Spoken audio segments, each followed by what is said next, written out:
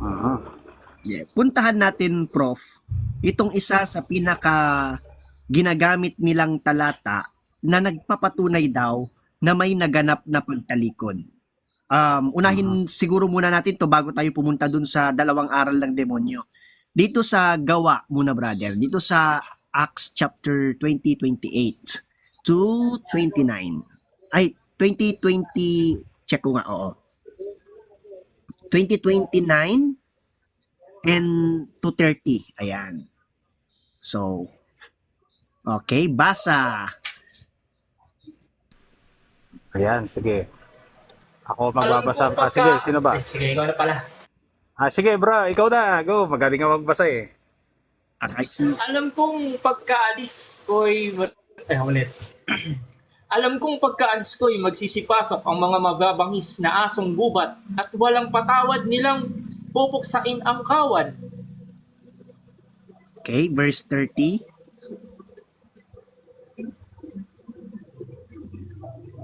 Mula na rin sa inyo'y may lilitaw na mga taong magsasalita ng kasinungalingan upang mahikayat na sumunod sa kanilang mga alagad. Okay, so ito, Prof, ito yung intro nila para sabihin na pagkamatay daw ng mga apostol, meron daw magaganap na apostasy. Ibig sabihin, matatalikod daw yung pananampalataya kasi meron daw mga papasok na mga lobo o mga bulaang propeta at walang awa na itatalikod yung kawan. Kaya ang mangyayari daw ay itong paborito nilang talata, Prof, dito sa basahin na rin natin, no, para isahan na. Unang Timoteo 4:1 hanggang 3. Unang Timoteo 4:1 hanggang 3. Maliwanag ang sinasabi ng Espiritu na nasa huling araw ay iiwan ng ilan ang pananampalataya. Susunod sila sa mapanlinlang na espiritu at sa mga katuruan ng demonyo.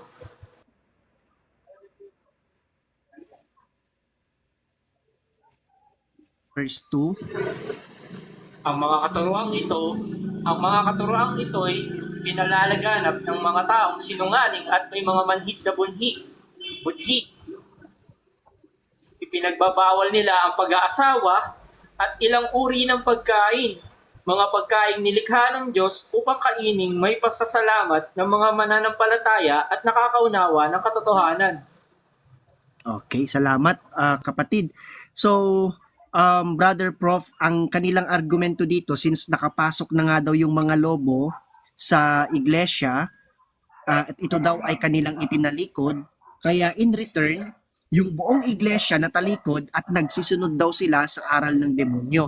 At para daw malaman kung sino ang iglesia na ito na may aral ng demonyo, meron daw ibinigay na dalawa. Una, yun daw ang pagbabawal ng pag-aasawa at ito daw ay natupad sa celibacy ng mga pari at religious.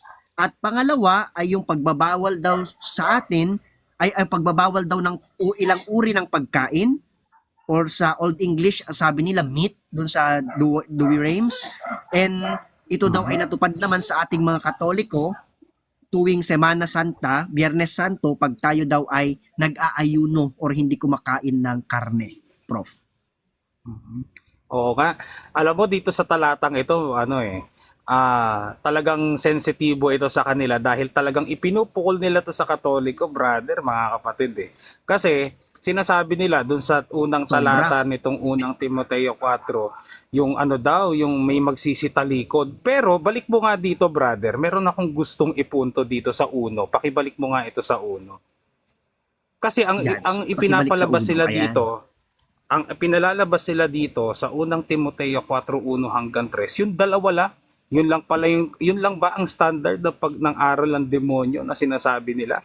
Yung pagbabawal ng asawa at pagbabawal sa pagkain ng lamangkati. Pero kung hihimayin natin dito, brother, ng dahan-dahan lang, maliwanag ang sinasabi ng Espiritu na sa mga huling araw ay iiwan ng ilan ang pananampalataya. Alam mo, brother, meron ako naaalala ditong paniniwala. Alam ko kinopya nila ito sa JW na isiningit din nila sa titulo ng sugo nila, no? Ang sabi nila, yung sugo daw nila, yun yung sugo sa mga huling araw. Na yung mga huling araw daw, correct nyo ako kung mali ako ha, na yung mga huling araw daw nagsimula nung 1914. Tama? May ganyan silang paniniwala Correct. So ngayon kung yun ang Meron. paniniwala Meron. na ang huling, yun, di ba brother, no? So kung yun ang paniniwala nila na ang 1914 ang simula ng mga huling araw at doon natatag ang iglesia mo, doon lumitaw yung sugo mo, sa'yo natupad yan. Bakit? Kayo nga yung espiritong mapanlin lang na nagtuturo ng mga aral na demonyo. Ano yon? Sino ba ang kinatuparan? Yung iglesia na natupad dito na sumulpot di umano nung mga huling araw na nagbabawal ng pag-aasawa. Diba, meron tayo niyan, kilalang kilala natin yan Tamang-tama. Sino ba yan? Prof, meron yan. Pamilyar yan, Prof. Oo, itago At natin kung sa ano. papansinin po natin, Yung ba may space? sa pangalang, Tago natin sa pangalang. Mamaya kung na natin papansinin banggitin, niya, Prof, brother. ano, Sige, brother. oh, kung papansinin mo, Prof, dito sa talatang ito na sinasabi, ang sabi dito is mga katuruan o mga aral ng demonyo. Mm-mm. Ang tinutukoy kasi dito, Prof, hindi disiplina Kasi kung lalapat sana sa atin yan, dapat sinabi dyan, mga disiplina ng mga demonyo. Kaya lang kasi, kahit pa sa anong salin basahin, ang nakalagay dyan, katuruan, turo, aral, doktrina. Kaya mapapaisip ka talaga kung aling iglesia na nagpapakilala sa panahon natin ngayon, yung mayroong talagang aral, no? Na nagbabawal sa pag-aasawa at hindi pagkain ng ilang uri ng pagkain. Pero mamaya natin bibigyan ng diin yun. Gaya nga ng sabi mo kanina, Prof, meron kasi itong sinasabi sa kanilang aklat, no? Dito po sa Fundamental Beliefs of Iglesia ni Cristo, na ganito po ang Ayun. sinasabi. Napangalanan na. Kailan, therefore, the time ends of the earth began, kasi ang ends of the earth, mga huling araw daw to no? Began on July 27, 1914. Sabi dun sa kanilang aklat sa page 52. And kapag itatanong naman natin kailan nagsimula yung araw na iyon, ang sagot din nila sa page 48, the Church of Christ, na pangalanan tuloy, no? Napangalanan. Which emerged in the Philippines in these last days. Ano ba sa Tagalog yung last days na sinasabi natin kanina? Yun yung sinasabi kanina natin. Mga huling araw. Kasi last days kaya mga huling araw. Oh.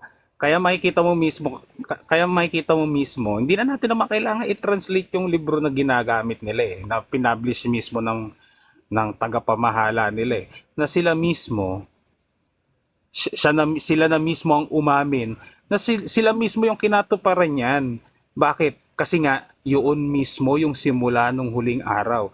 Diyan pa lang sa talatang yan, naku, lubog na lubog kayo dyan. Buena mano kayo sa impyerno niyan pag hindi nyo tinanggap. Di ba? Kaya sino ba yung magtuturo nung aral ng mga demonyo? Tama, brother, di ba, no? So, hindi lang talaga sila aamin yan. Pero sa kasamaang palad, dinownload nyo pa sa internet itong fundamental beliefs nyo, yan tuloy, madidiing kayo dyan. Yan lang naman yun sa mga huling araw. Edi kayo kinatuparan yan, pati yung sugo nyo. Punta tayo ngayon sa 3. Ano ba yung pinagbabawal pag-aasawa? Brother Nomi, nasa fundamental beliefs ba nila yung bawal ang pag-aasawa? Ay, oo po. And bago natin sagutin yan, idiin muna natin na fundamental beliefs po yung pinagkukuhanan natin dito. In Tagalog, mga pangunahing aral. No, so talagang doktrina ito, aral nila to. Sabi po sa kanilang lesson 21, page 103 Brother, on sinong other nagsulat niyan? prohibitions. Sila po Sino ay nagsulat niyan? Pakilala mo ito po ay muna. sinulat ng kanilang yumaong tagapamahalang pangkalatan na si Ginoong Eranio. Ayan. Anak po ng kanilang sugo. Oo. Hindi po tayo nag-iimbento dito. Kung wala po kayong kopya, mag-PM lang po kayo sa amin at bibigyan po namin kayo. Amen. Ayan. Oo. Kasi hindi sila pinagbabasa ng kanilang pasugo, ng kanilang aklat, brother. Sabi sa kanilang other prohibitions sa page 21, page 103, lesson 21, ang ipinagbabawal ay ang pagkain ng ilang uri ng pagkain kagaya na lang po ng masarap na lutong dinuguan. Ayan. At yung Alam tanong mo, mo pala may kanina, Prof, sige, pati brother. pag-aasawa pala. Pag-aasawa. Pero nilagyan nila ng palusot ng di kapanalig. Mamaya, hihimay-himayin namin ni Prof to. Oo, himay-himay natin yan. Ngayon, lumalabas pala dyan, brother, no? Na kung bawal kumain ng lamangkati, yung dugo ba, halimbawa ba yun ng lamangkati? Ay, opo. Yung Baka dugo po ay lamangkati sapagkat meron pong pag-aaral na nagsasabi na ang dugo ay liquid meat. Yan. Ayun. Tama kasi 'di ba? Ang mycellular yan eh. We call it Correct po. in scientific term red blood cell ang ating katawan Yes. is composed of multiple cells. So, Correct. kalamangkati din 'yan, 'di ba? Baka naman sabihin nila, brother, ayon mismo sa Biblia bawal kumain ng dugo. Kanino ba Baka- pinagbabawal 'yon? Oo, baka yun yung takbuhan nila. Yung ba kayo? Kaya nga lang, sa Biblia, may mababasa kasi tayo na maging yung mga apostol, brother, sinasabi nila sa mga mananampalataya na kumain kayo ng anumang mabibili ninyo sa palengke, yung makelo. 'Di ba? Sa palengke meron bang meat market 'yun meat market sa Greek, no? Ng mga Griego 'yun mga meat market. Doon ba may mabibiling dugo? Meron, 'di ba? Kahit naman sa panahon ngayon. Kaya ang ginagamit kasi nila ditong talata, yung nasa Levitico no, yung hindi ko lang matandaan ko anong talata yun na bawal kumain ng dugo. O ngayon, ito bang pagkain ng dugo, tinanggal na ba ito ng Panginoon sa Bagong Tipan? Ay, oo. Natanggal na po ito, Prof, sapagkat ayon nga sa ating minamahal na si San Pablo, isa ito sa mga kautusan na nakasulat sa panuntunan or yung mga laws written in ordinances kung saan inabolish ito ng ating Panginoong Hesukristo. Kasi ito mga ceremonial laws, dietary laws ng mga Hudyo, binabawalan kasi sila, Prof, na kumain ng dinuguan or yung mga pagkaing may dugo sapagkat noong unang panahon naman ay tinuturing kasing sagrado ito kasi ginagawang pangtubos na alay sa mga nagkakasala. Oo. Tsaka sinabi ng Panginoon sa Ebanghelyo hindi ang pumapasok sa bibig ang nakakapinsala kung hindi yaong lumalabas. Tama Diba? po. So, ibig sabihin, malinaw yung sinabi ng ating Panginoong Hesukristo doon. ano bang doon? Ano bang talata yun, brother? Baka pwede mong ma-flash dyan. Para Sige. meron tayong baka sabihin hindi galing sa Biblia yan Hindi ko lang matandaan yung talata, brother Nomi, na baka nasa ulo mo pa ang talata na yun. Okay. Kasi So, ilagay mainam natin na dapat may talata tayo, Prof, di ba? Oo, baka sabihin dapat kasi may nila talata. nag-iimbento tayo. Kaya basahin po natin dito po, kapatid, sa Mateo 15:11 hanggang 20. Ayan, may Okay. dalawa na nga pala umiiyak sa baba. Wag kayo masyadong umiyak dyan. Masakit talaga yan. Huwag masyadong umiyak. Sige, basa. Mamaya 15:11 sasagutin ng natin Mateo. yan. Oo. Ah, Mateo 15:11. Sige. Basahin na natin. Kahit sino na magbasa. Baka... Ang lumalabas sa bibig ng tao, hindi ang pumapasok ang siyang nagpaparumi sa kanya sa paningin ng Diyos. Ayan. Napakalinaw sa 12. niyan eh. Sige. Sige. 12. Dyan na muna ba or Sige. itutuloy natin sa 12? Sige, tuloy 12, natin. brother. Sige bro. Pagkatapos, lumapit naman ng mga alagad at sinabi sa kanya, hindi po ba ninyo alam na nasasaktan ang Pariseo sa sinabi ninyo? Ayun. Wait lang. May mga Bakit tuloy nasasaktan. ang pagbasa? Ayun. Parang ganda naman ng talatang yan. Oo, maganda eh. May umiiyak na agad. Dugo pa lang. Brother, dugo pa lang yan ha. Dugo pa lang yan. Dugo pa lang yan. May Oo mga nga, prof, nasasaktan parang na. ang harsh naman ni Mateo dito. Oh. Pakiulit nga yung pagbasa, kapatid, na Green.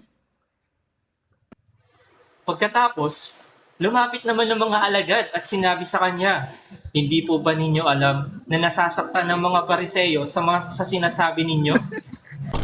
Verse Ayan. 13.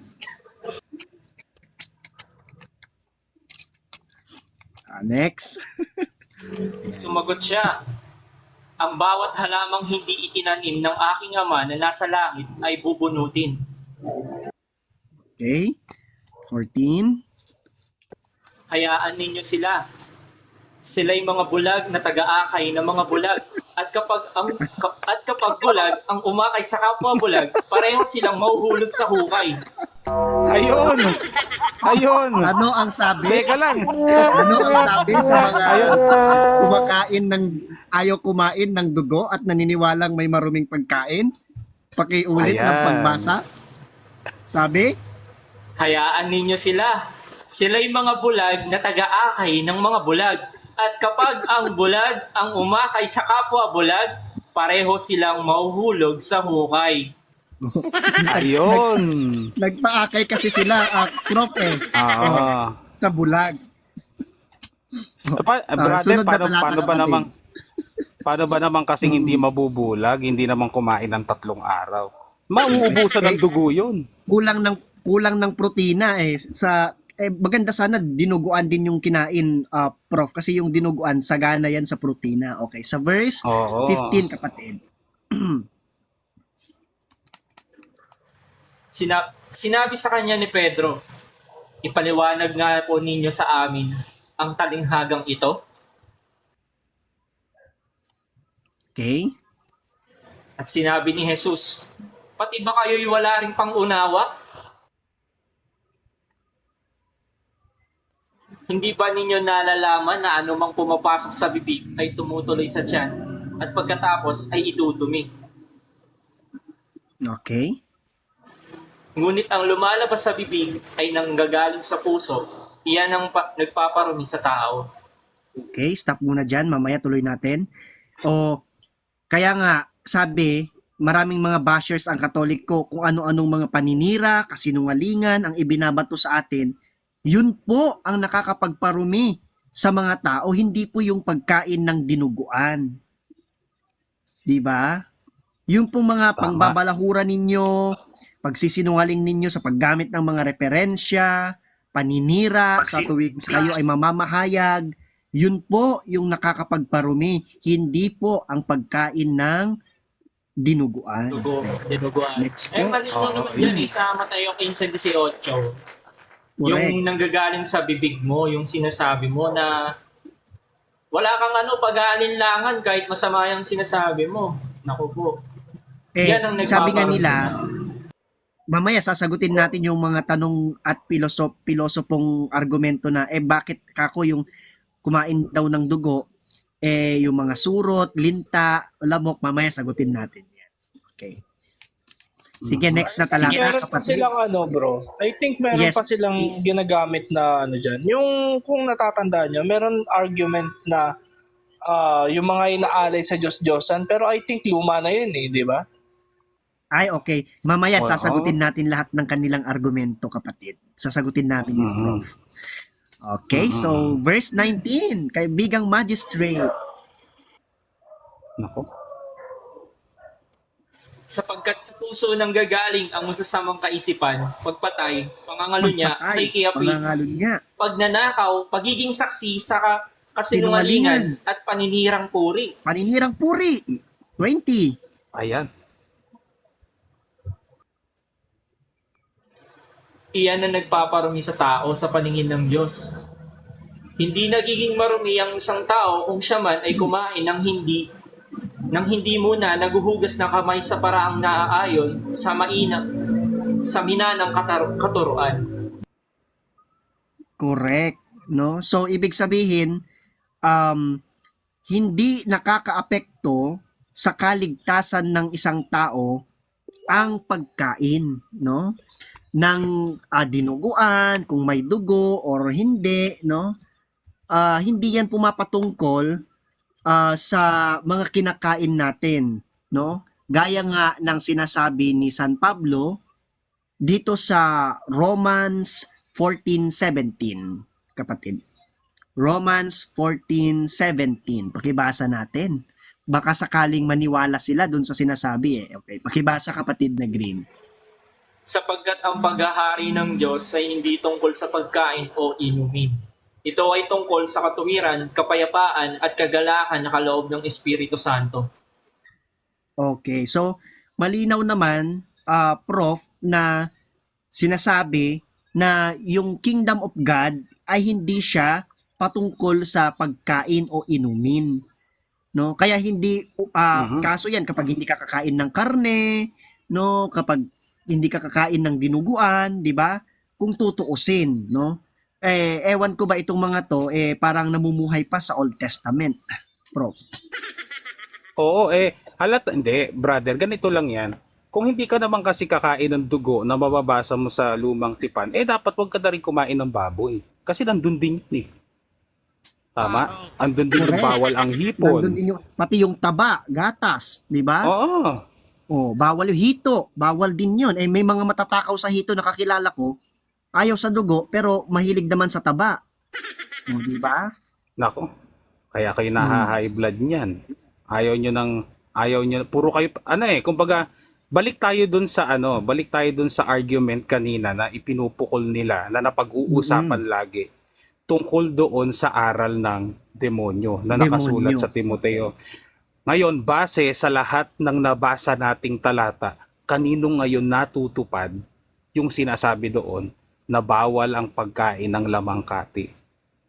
Natupad yan, Prof, sa mga kaibigan nating nakabase sa Diliman na itinatag ni Ginoong Manalo noong 1914. At doon sa iba pang kumakalaban sa sekta natin ngayon, kagaya na lamang ng mga isda, no? Na isda, SDA, ganyan, mga ganyan. At iba pang mga sekta na kumakalaban sa pananampalataya natin. Doon lang din.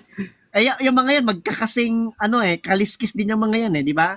Halos kasi yung founder nila natuto diyan. Pero anyway, focus tayo dito sa nasa kadiliman kasi ito talaga yung marahas sa pag-atake sa ating mga Katoliko. Natupad sa kanila yan muna kasi tayo nakafocus, Prof, di ba? Yung pagkain, pagbabawal sa pagkain, ilang broma sa Greek. Oo. Sa Greek. Pero tatanungin kita, Prof, yun bang dinuguan? Kain ba yun?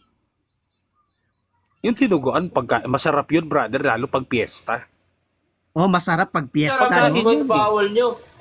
Sarap yun eh. Tsaka di ba kayo proud, Pilipino may gawa nun, tas founder nyo, Pinoy, pinagbawal yan. Correct. Sayang yan. Yung tinumis, nakatikim ka na nun, kapatid na... Napakasarap nun! ang sarap nun. Tapos may may bulaklak ng, may bulaklak ng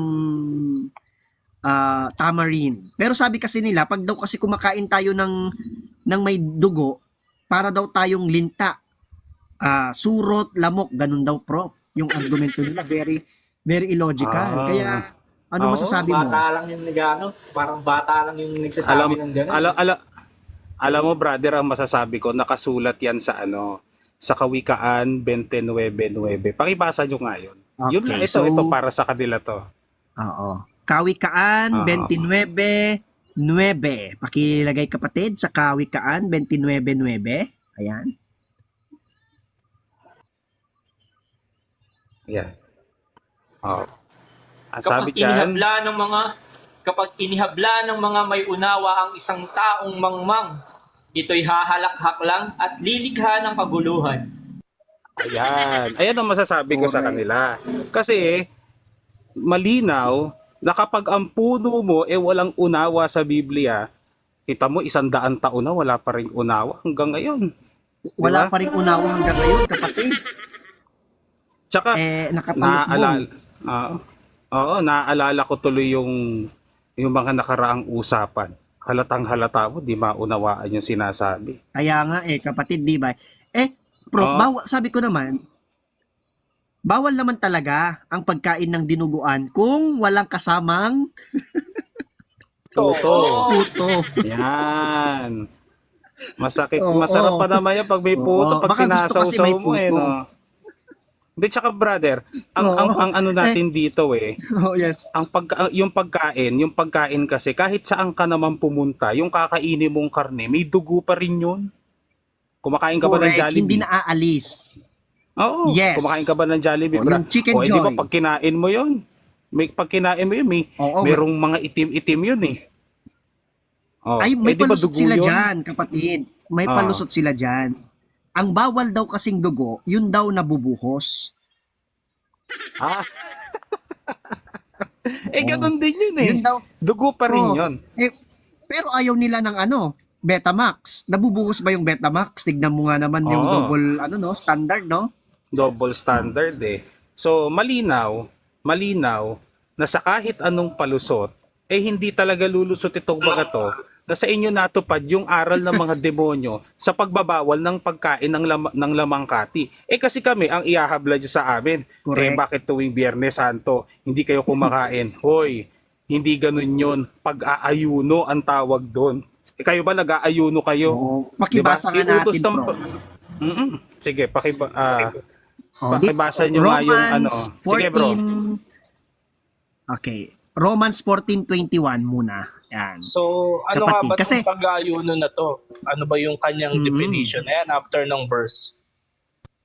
Okay. Sabi, Mabuti ang huwag Mabuti. nang kumain ng karne o uminom ng alak o gumawa ng anumang magiging sanhi ng pagkakasala ng iyong kapatid. anong sabi ni San Pablo? Mabuti o masama ang hindi pagkain ng karne? Mabuti pa nga di ba? Mabuti. Sa Greek, Mabuti. ang ginamit na salita dyan, kreya talaga, hindi yung nasa unang Timoteo. Kaya hindi talaga karne yung pinagbabawal dun Oh. 'Di ba? So pag-aayuno yung ginagawa natin, prof, 'di ba? Oo. Tsaka hindi naman sinabi na wag talaga. Paano yung mga may sakit? Pwede excuse nga sila doon eh. Excuse sila na sa pag-aayuno. So kung nagkataon, prof, yung mga may sakit, sila yung kunwari Katoliko, yun lang palang mga hindi kakain ng karne ang may aral ng demonyo. Yung mga hindi kumakain, maliligtas. Ganun yung magiging Oo, argument. ganun Ganun yung yun. kahihinatnan pag susundan natin.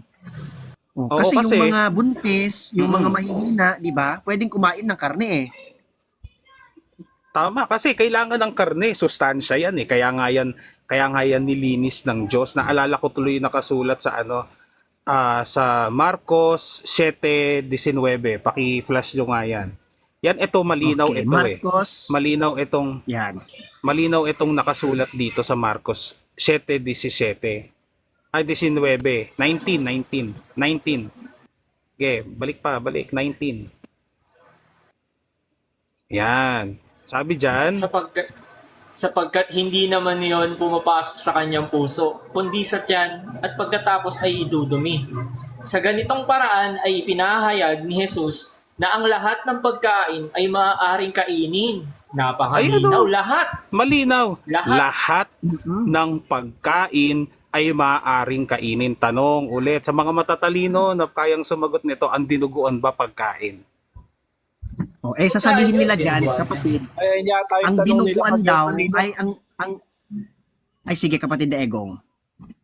Yata yung tanong nung isa dito, ang dugo daw ba ay pagkain? Ang dinuguan Yan, o ang hindi dugo? daw kasi ibinigay, prof, na pagkain ang dugo, sabi ng mga kaibigan natin.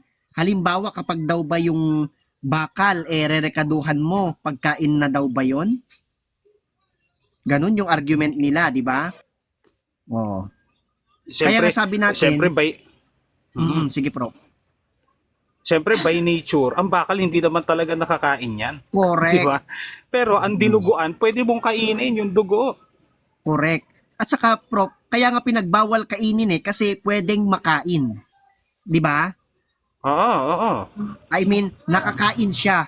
Kaya bakit pa ipagbabawal kainin yung hindi naman talaga by nature nakakain? Kaya nga sa Biblia, wala namang nag-utos ang Diyos na bawal kayong kumain ng bato eh. Kasi yung bato hindi talaga kinakain. Diba? Para bang walang pag-iisip na ano yung pwede at ano yung dapat at hindi dapat kainin. Correct. Diba? Para bang ganito yung sinasabi nyo, mga props, common sense dictates. Parang Correct. ganun ba ang sinasabi? Yes. Yes. Kapag wala kang common sense, yun nga yung binasa ni Prof kanina, pinabasa ni Prof kanina sa Kawikaan. Ganun ang mangyayari pag wala kang sentido común. Kaya minsan hindi lang talaga Biblia yung babasa-basahin lang eh. Kailangan talaga Prof ng sentido común. Eh di ba si Adan at Eva, pinagbawalan silang kumain ng prutas, pero kinain nila. Pero it does not mean na yung pagkain na yun hindi pagkain. Pinagbawal lang. Tama. Ito kasi sa konteksto nito, pwede na nilinis na nga lahat ng pagkain. 'Di ba? Nilinis na kasama dugo diyan. Bakit? Kasi hindi na nga dapat hindi na sa konteksto ng panahong Kristiyano, hindi na kasi kailangan gamitin yung dugo. 'Di ba? Sa Pero meron konteksto ng silang- Kristiyano. Sige May bro, binabasa sige bro. kasi sila.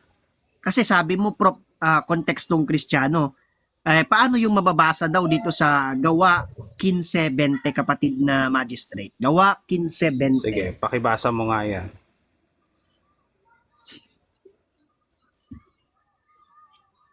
Ayan, sa 20.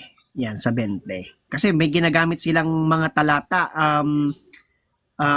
Prof, yan. Sabi daw dyan, sa halip, Sa halip, sulatan natin sila at sabihang huwag kumain ng anumang inihandog sa Diyos-Diyosan.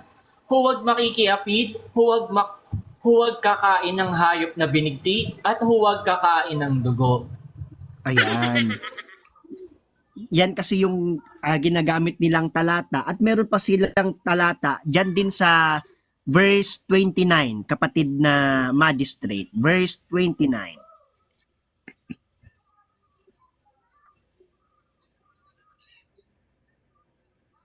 Huwag kayong kakain ng anumang inihandog sa Diyos-Diyosan, ng dugo at ng hayop na binigti. Huwag kayong, umulit lang ata eh. Yeah. Same lang, same Ay, lang. diba? Iba pala to. Huwag kayong kakain ng anumang inihandog sa Diyos-Diyosan ng dugo at ng hayop na binigti. Huwag kayong makikiapid. Layuan ninyo ang mga iyan at mapapabuti kayo. Paalam. Yan yung kanilang ginagamit, Prof, out of context na sa panahon daw ng mga Kristiyano, ipinagbawal daw kasi yung pagkain ng anumang may dugo. Yan yung kanilang sinasabi, Prof. Pag ganyan kasi, ang konteksto kasi niyan, maraming ano yan kumbaga, kaya nga sinabi dyan, huwag kayong kakain ng Correct. anumang inihandog sa Diyos-Diyosan. Diyos-Diyosan. Di kapag hinandog mo yung dugo, ba't kakainin mo sa Diyos-Diyosan inihandog yun yung Kaya nga kakainin mong dugo, yung kakainin mong dugo na ipinagpasalamat mo sa Diyos na may lumikha sa lahat, yung tunay na Diyos, yung Ama, yung Anak, at yung Espiritu Santo, bakit mo ipagpapasalamat mo yun sa Diyos? Ba't di mo kakainin yun? Yaan ang konteksto nga dyan. Ayan huwag kayong kakain ng anumang inihandog sa mga Diyos-Diyosan. Hindi naman period yan Period ba yan? Correct. Comma yan comma yan. Magkakakonekta yan lahat. Kasi yung mga pagano noon, naghahandog din ng dugo doon sa mga Diyos-Diyosan nila. Nagbibigti ng hayop tapos iaala yon sa mga Diyos-Diyosan nila. Kaya nga Correct. sinabi, ito period, ayan period yan, huwag kayong makikiapid. Kasi yung mga pagano, nakikiapid din sila Yung mga yung mga paganong Romano, meron silang Diyos, yung Diyos-Diyosan nila na focus sila sa pakikiapid. So, wag kayong makikitulad doon. Yun ang sinasabi diyan. Para paghiwa-hiwalayin mo yan lahat, sa bagay, sanay naman ito sa mga tagpi-tagpi, talagang mamamali ang unawa mo diyan, 'di ba? Tsaka na yan panahong Kristiyano na ito, no? Panahong Correct Kristiyano po. na ito.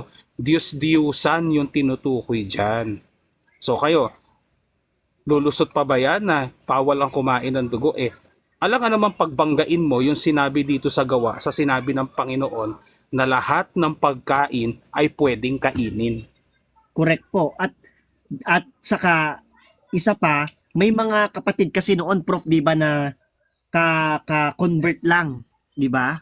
Kaya dapat wag Mhm. silang parang magambala ganun kasi parang lumalabas kasi dito na tawag dito, meron yung mga mahihina ang pananampalataya, no? Kaya nga maraming ano diyan yung sa nagdesisyon sila ukol sa mga kung itutulad ba yung mga hentil sa mga Hudyo na naging Kristiyano ukol sa pagtutuli, sa pagkain ng mga dinuguan, Mhm. ay ng may dugo, mga ganon. At syempre, yung pag-aalay sa mga Diyos-Diyosan.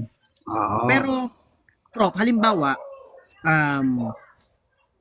ay ibalik ko muna, tatanungin kita pala, pero ibabalik natin yung talata sa unang Timoteo 4:3, kapatid na magistrate. Tapos meron akong itatanong kayong kaibigan ko. Sige, sige, Unang sige, bro. Timoteo Sige, 4:3. bro. Kasi meron kasi silang nakakalimutan dito no? Sabi dito, Mhm. Prof, ipinagbabawal nila ang pag-aasawa at ilang uri ng pagkain, mga pagkaing nilikha ng Diyos upang kaining may pasasalamat ng mga mananampalataya na nakakaunawa ng katotohanan. Halimbawa, Prof, merong dinuguan sa harapan mo, ready ka nang kumain. Ano ba yung ginagawa nating mga Katoliko bago tayo kumain? Nananalangin tayo, bro. Pinagpapasalamat natin sa Diyos yung mga grasya na dapat na tatanggapin natin sa pagkakataon na tayo'y kakain. Hindi sinisigawan. Parang yung Hindi. lechon. Kasi may nakita akong video na lechon, sinisigaw-sigawan Oo. Baka, Oo. baka brother gusto niyang buhayin yung lechon. Kaya ganun. Paano ba Oo. panalangin nun? Si Green Battle magandang Paano ba yung panalangin nun sa lechon? Baka pwede mo iparinig. Kabisado mo pa ba yung panalangin? Ay, hindi ko na kaya. Ayan. Oh, Ayan. sabi niya, Kaya, mga pagkain Prof. Sige, Prof, tuloy mo lang. ayan, sinabi nga dyan, di ba? Ilang uri ng pagkain. O, babalik na naman tayo sa dugo. Yun ba ay uri ng pagkain? Oh. Sino ba pinagbawalan niya? Huwag kayong kakain ng dugo. Oy, eto pa, brother. Huwag kayong kakain sa mga inihanda ng piyesta. Correct. Di Oh. ba? So, paano yan? O, kasi Diyos-Diyosan daw yung mga Diyos-Diyosan daw yung mga santo natin. Pero kapag Oo. naman may pista sa lugar nila, sila naman yung unang-unang Sa tumitim. MCGI yun. Baka sa MCGI yun. Sino? May piyesta sila ng Diyos eh. Hindi naman mga Diyos yung pinarada nila. Mali ka niyan. Grabe. Mali ka niyan, kapatid.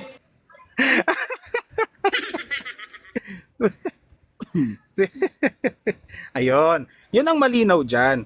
Mga uri ng pagkain. Ngayon, sino nagbabawal niyan? May nakakatawa nga, paano kapag handaan ng Pasko,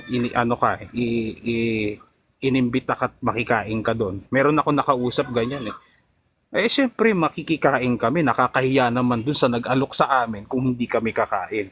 O di ba? Kayo din pala mismo tumataliwas kayo sa turo nyo dapat lang taliwasin yon para maligtas kayo. Di ba? Yun lang yun. Kasi nga, Correct. aral ng demonyo, yung isinasabi nyo na pagbabawal ng ilang uri ng pagkain. Mantakin mo sa isang piyesta o Pasko, ilang pagkain nakahain doon, tatanggihan mo. Pinagpasalamat sa Diyos yun. Di kayo kinatuparan yan. Pinagpipilitan kasi nila na karne daw, sa atin daw natupad. Pero hanggang ngayon, wala silang maipakitang salin ng Biblia sa Tagalog na karne ang pagkakasalin. Kasi nga sa Greek, kreia di ba? Oo. Yung si Oo. San Pablo na kanina nagsabi, yung kreia, mas mabuting wag kainin. Pero, may nabasa ako dito sa bonappetit.com, Prof, ang sabi dito, dinuguan, a classic Filipino dish of pork, meat, and innards simmered in vinegar, garlic, and pork blood. Kapag po ba sinabi natin, Prof, na dish, pagkain po ba ito? Ay, pagkain yun, brother, iniluto yun, ininit yun eh. Iniluto eh. Pinakulo yun, oo. Oo. Ngayon sasabihin mong bawal kumain ng uri ng pagkain. Kayo ang kinatuparan yan. Diba? Kayo ayaw nyo lang tanggapin. Ayaw lang tanggapin ng mga taong sila mismo kasi hindi, bakit mo itatanggapin? Mabubulid ka talaga sa impyerno kapag hindi mo pinanindigan yan. Correct. Di ba? Oo. May tanong nga noon, okay lang daw, may kaibigan nga ako noon nakapagsabi, okay daw yung pangangalon niya, maliligtas ka pa doon, kaysa daw sa pagkain ng dinuguan. Kasi pag daw pagkain ng dinuguan, maiimpyerno ka. Pero pag yung nangalon niya ka, pwede ka pang maligtas. Grabeng ano yun, Prof, no? Grabe namang... Sila nagsabi niyan, brother? Sila? Sila At ba may yan? isang ministro, Sige. correct, Prof, at may isang ministro, mas mabuti pa daw kumain sila ng tae kaysa pakainin sila ng dinuguan. Jesus Eh, Mariosep. sana Yan pala- ang literal na. Alam mo, mas tatanggapin ko pa yung pinaiinom ni Soriano ng ihi miyembro kaysa pakainin ng tae yung miyembro mo eh. Sana pala ang tanong natin, Prof, Diba? saan sa Mas Biblia malala ang pala tae to. ay ibinigay na pagkain ng Diyos? Ayun. Diba? Saan sa Biblia? Tama yon. Saan sa Oo. Biblia mas mabuti ka pang kumain ng tae kaysa kumain ng dinuguan? Correct, Prof. Ayoko tuloy isipin, brother, baka mamaya substitute nila sa dinuguan yon. Kakulay eh. Naalala ko tuloy si Mang Igme. Sige, wag ko nang ikwento. Wag na. Diba? Ano ba? Oh. Mad- Ngayon, proceed na Ah. tayo sa ikalawang paratang nila, Prof. Yun naman daw pagbabawal ng pag-aasawa, natupad daw yun sa mga pare at mga religious. Ah, Kasi oo. nga meron daw tayong tinatawag na celibacy. Ano ba yung celibacy, Prof? Yung celibacy, yun ay disiplina na ipinatupad ng simbahan para sa mga pare, no? Para sa mga pare na sila'y makapag-focus mismo doon sa kanilang ministeryong pagpapare. Pero hindi ibig sabihin nun na bawal silang mag-asawa. Yun yung naalala ko tuloy yung nasa ano yan eh, nakapost sa atin yan sa page eh, na ipinipilit na bawal daw mag-asawa yung mga pare. Pinakitaan mo na't lahat, nilaro pa. Yun talaga yung walang unawa. Pati pa, Diba? yung napakalinaw ka mo na katekisem, tayo pa daw yung walang unawa, Prof. Oo. At ito pa mantakin nyo ha. Sila pa daw dapat ang magpaliwanag ng katisismo natin sa atin. Di dapat Diba? sila na pala ang Prof Mali. ngayon, Prof. Sila na dapat ang magtuturo. Oo nga. Ganun naman pala. Paano maniniwala sa inyo? Baka pati yung katisismo, ipagtagpi-tagpi nyo din. Ganun din yung pag-aasawa. Kanino ba talaga yan? Di ba? Kanino ba dapat natin tignan, Tupad na brother? tupad. Kung kanino Prof. natupad yan. Okay. Kanino Kasi ba? diba, actually doon sa verse na yun historically mga Gnostics, Essenes, ganun yung sinasabi. Kaso nga lang, doon sa kanilang mismong aral nga, sa other prohibitions na nasusulat mismo sa kanilang paboritong aklat na katumbas ng kanilang Biblia, kasi yun yung pinaka-Biblia nila yung fundamental beliefs nila, yun yung Biblia nila. Ang sabi, ipinagbabawal daw ang pag-aasawa ng kanilang mga kaanib sa mga hindi nila kapananampalataya, Prof. Brother, ang tanong ko naman, doon ba may talata yan tama ako? Mamaya Meron. basahin natin yung talata after ko magtanong. Yun bang talata na ikinapit nila dyan? Pag-aasawa ba sinabi doon? Ay, hindi naman pag-aasawa yung talagang punto doon, kundi pakikisosyo sa masama. Pakikipag-partner sa masama. Kaya ibig sabihin, mali yung kanilang ginagamit. Pero may ginagamit din silang mga salin, kunwari, o mga sinasabi ng pare, pero yung mga, kumbaga, komentary lang, Prof, o mga opinion. Hindi yung talagang na mababasa sa Biblia. Oo. Tsaka, pwede basahin na anong talata yun, brother? Baka sabihin, gawa-gawa lang tayo ng Baka pwedeng i-flash natin sa screen kung ano yung talata. Yung ginagamit nilang pagpapatotoo na bawal daw ang mag-aasawa. Dito sa ikalawang Timoteo 6:14. Ayan. Sige, basa. Sabi dyan, okay? Sa 14. sige, Sa is 14. Okay. Ay. Un- Sundin mong ikalawang- mabuti na... Hindi, Ay, ikalawang ikalawa ba? Korinto, Teka. kapatid, ikalawang Korinto, sa is 14.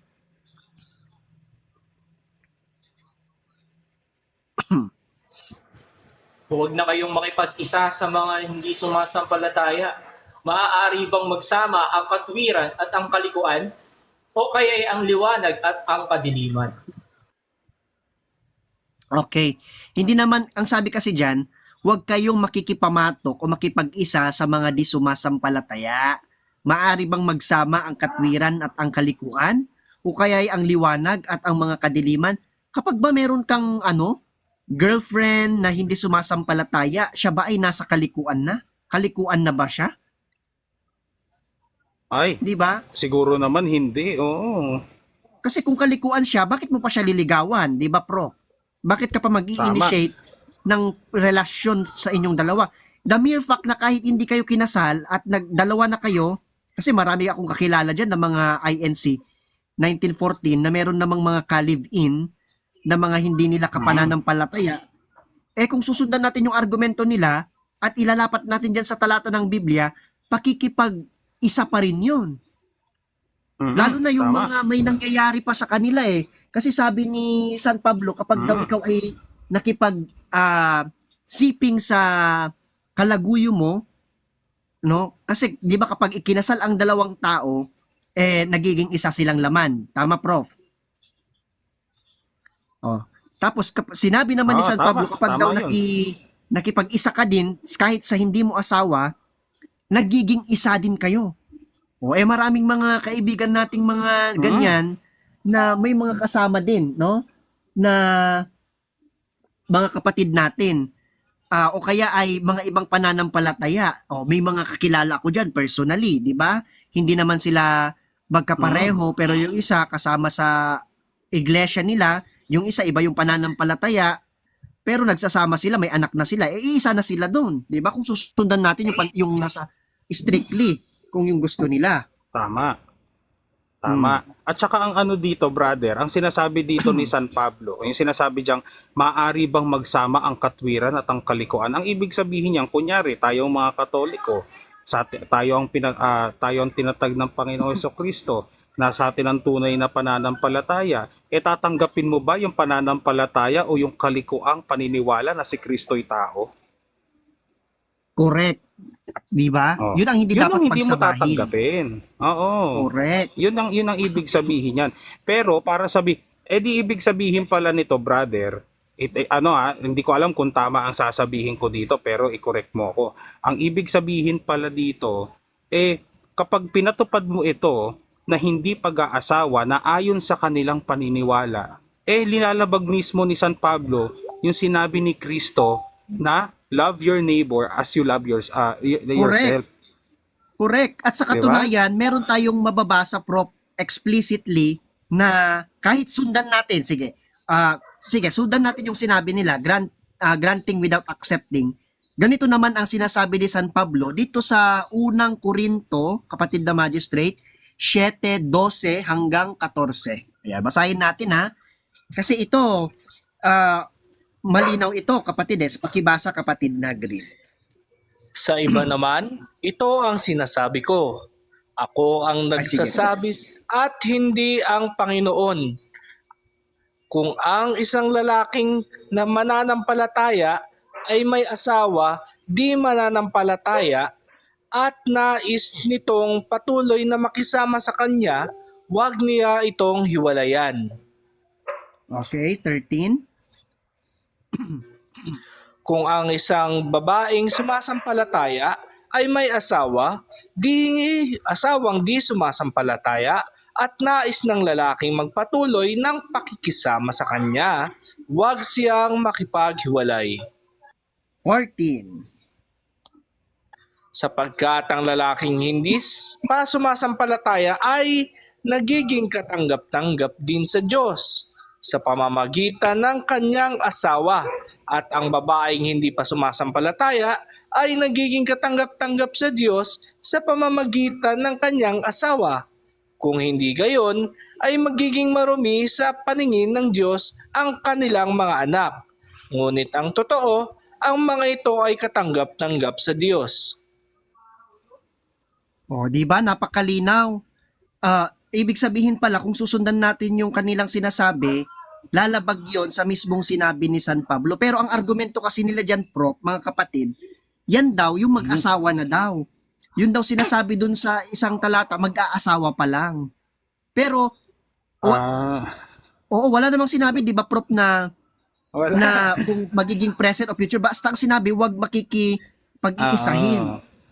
Tama, brother. Tsaka, hindi sumasampalataya yung asawa mo eh. Hindi dapat hiwalayan mo yun. Kasi nga, huwag kang Correct. makikisama doon sa liko. Na sabi Oo, binabanggit nila. Kaya pala, regardless pala, Prof, kung pakikisamahan pa lang o kaya nagsasama na kayo, kung talagang magkaiba kayo, dapat gawin mo yung tunay. Kung, di ba, hiwalayan mo. Mhm. Di ba? Kasi Tama. pagsasama pa rin yun eh. Pagiging isa pa rin yun eh. Di ba? It doesn't matter kung in the future ba or at present. Di ba? Tama. So, Kasi nga, kung susundan natin yung pag-iisip nila na bawal makipamatok o makikiisa doon sa hindi pananampalataya, yun ang ibig sabihin niya na kung hindi sumasampalataya asawa mo, bakit ngayon ba tatanggapin ba niyan bago kayo tsaka walang pagkakataon no sa pananampalataya nila na ang tawag dito na may ganung instance na hinayaan nilang hindi sumampalataya yung asawa nila. Bakit? Kasi tunay. diyan sa pananampalataya mismo nila na nagsasabi na bawal makipamatok. Correct. Di ba, Prof? Napakalinaw eh, di ba? So, kahit anong anggulo ang tignan mo, ito ngayon ang tanong ko, Prof. Kung yung mga pari lang natin at religious yung pinagbawalan, granting without accepting, lalabas na tayong mga ordinaryong Katoliko, hindi tayo may aral ng demonyo, yung mga pari lang natin. So, ligtas tayo kung Tama. gano'n. Ba't pa sila kailangang umalis, di ba? Tama bro, tama Maging yun. Kasi, ordinaryong Katoliko na lang sila. oo, tama yun. Pero kasi, titignan natin, tama ba yung paratang nila na bawal talagang mag-asawa yung pare? May iba nagpipilit. Pag pari na at nag-asawa, wala nang pagkapari yun. Sabi daw nila, wala na daw pagkapari yun. No? Ngayon, tanungin natin, saan nyo nabasa at saan nyo napulot yung hindi na pari yung pare na nag-asawa? Di ba? Oh. Ang linaw, sabi Yun nga yun nung eh. nakausap natin nung nakaraan, Prof. Ang linaw dyan sa CCC ninyo, sabi niya na ang pari pala, minsanan lang maordenahan. Ibig sabihin, hindi na siya magiging pare kapag umalis na siyang maging pare. Kasi minsahan lang Ayun. ang linaw nung CCC, hindi ata naunawaan yung ibig sabihin ng salitang indelible. Ano ba ibig sabihin ng indelible, brother? Permanent, hindi maaalis. Oo. Diba? Nakatatak na talaga. Diba? Embedded. Tama. Tsaka meron din namang sinasabi si San Pablo sa Biblia na meron talagang mga tao na talagang inialay yung sarili nila sa paglilingkod at hindi nagsipag-asawa. Diyan din sa unang Korinto 7, 32 Unang hanggang 35. 32. Yan, pakibasa hanggang 35. Unang Korinto 7, 32 hanggang 35. Okay. Sabi, Yan, basa. sige ako na. Sige ako na. Sige po. Nais kong mailayo kayo sa mga alalahanin sa buhay. Ang pinakakaabalahan ng lalaking walang asawa ay ang mga gawaing ukol sa Panginoon. Kung paano niya mabibigyan ng kaluguran ang Panginoon, Okay, sa 3. ngunit ang pinagkakaabalahan ng lalaking may asawa ay ang mga bagay na sanglibutang ito. Kung paano niya mabibigyang kaluguran ang kanyang asawa, Nako. dahil dito'y hati ang kanyang malasakit. Gayon din naman ang pinagkakaabalahan ng isang babaeng walang asawa o ng isang dalaga ay ang mga bagay ukol sa Panginoon, sapagkat nais niyang maitalagang lubusan ang sarili para sa paglilingkod sa Panginoon. Subalit, ang iniintindi ng babaeng may asawa ay ang mga bagay ng sanlibutang ito, kung paano niya mabibigyang kaluguran ang kanyang asawa.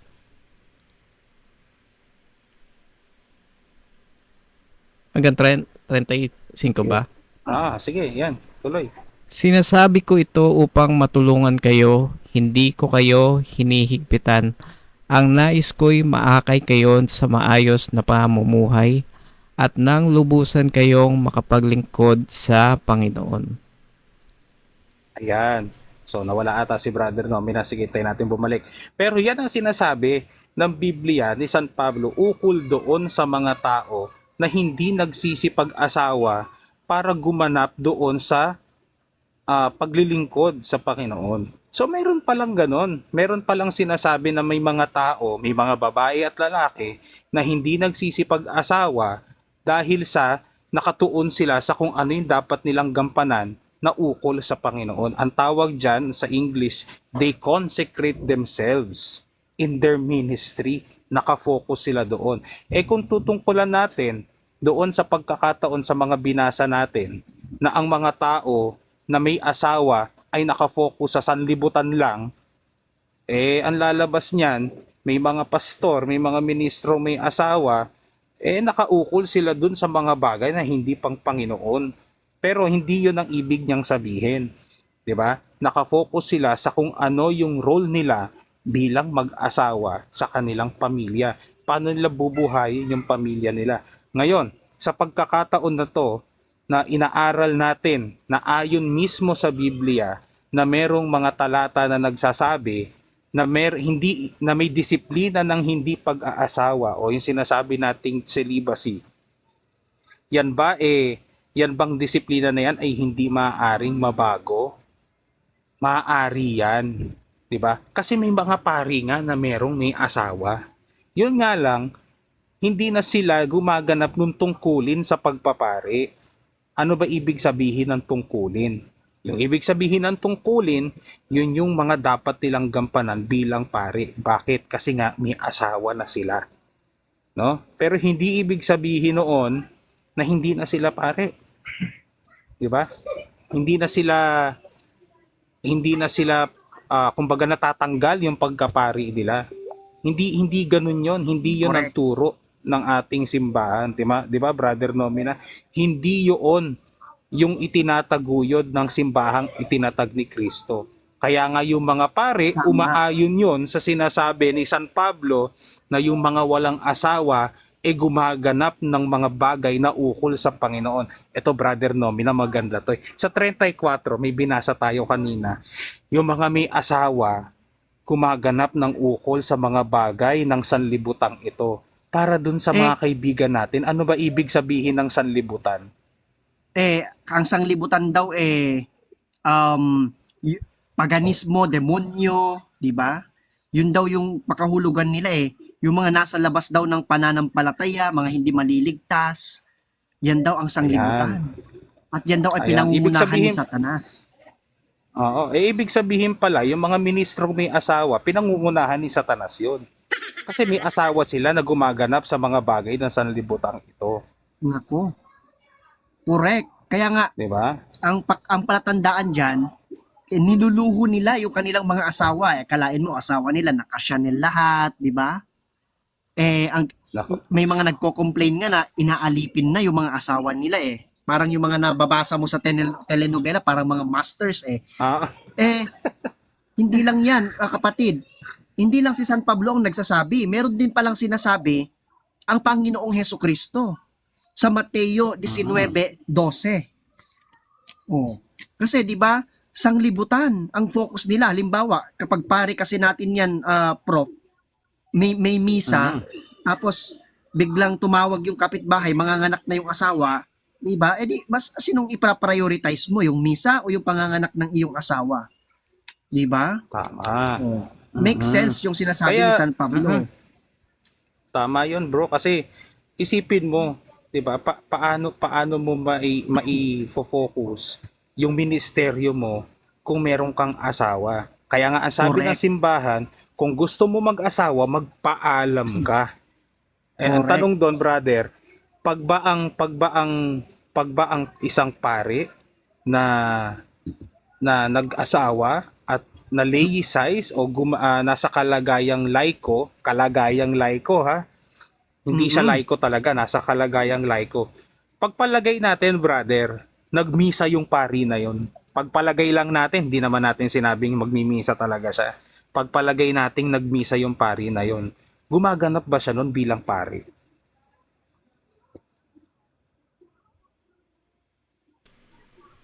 Nako, pag nagkataon, mahahati yung kanyang atensyon. mm Pero yung bang sakramento na ginaganap niya, si Kristo pa rin ba yon? Oo, kapatid, Kumbaga, sapagkat siya ay Oo. oo, di ba? Mm-mm. In persona Christi kasi Tama. ang mga pari natin. Tama. Kaya kahit may asawa na siya, nandun pa rin yung indelible mark. Nandun pa rin yung pagkapari niya. Hindi natatanggal yon. Ngayon, balik tayo doon sa natin, brother. Doon sa unang Timoteo 4:3. Kasi ang usapan natin, kumbaga hinimay natin ito, no? Ang usapan natin ay apostasy. Sinong kinatuparan nito? Napagkumpara natin sino yung nagpapatupad at hindi talaga nagpapatupad nung doktrina Pakiulit ng nga yung hindi tanong mo kanina, pag-aasawa. kapatid, parang hindi ko siya na masyado. Baka may namali ako nang nasabi kasi nagre-read ako. Ay, hindi naman bro, okay naman yung nasabi mo kanina. Tumugma naman dun sa tanong ko kanina. No, so ayun. So balik tayo dito ngayon sa unang Timoteo 4:3 na kinatuparan nung hindi pag-aasawa. 'Di ba? Ang linaw ng sinabi ni San Pablo na Hinimay siya lang. mismo ang Correct. medyo mahina. Oo. Kaya Ayan. correct. Sige bro.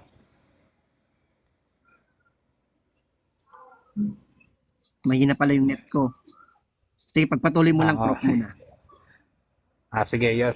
Yun. So, titignan natin kung sino yung kinatuparan nung sinasabi nilang hula na sa mga huling araw, maganda yan eh, gustong-gusto ko yung phrase na yan.